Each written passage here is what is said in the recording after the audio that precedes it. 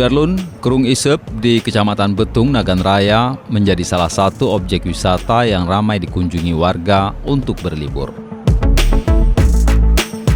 Airnya yang jernih bahkan kehijauan menjadi daya tarik utama wisata ini. Saat kami rekam beberapa waktu lalu, lokasi ini tampak ramai dikunjungi.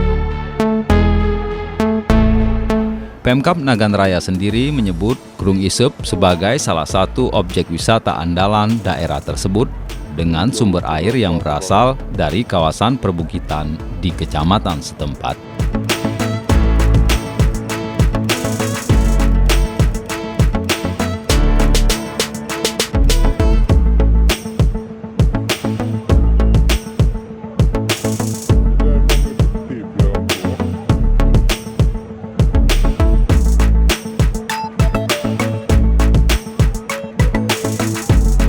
Dari Sukamakmu, Rizwan, Serambion TV.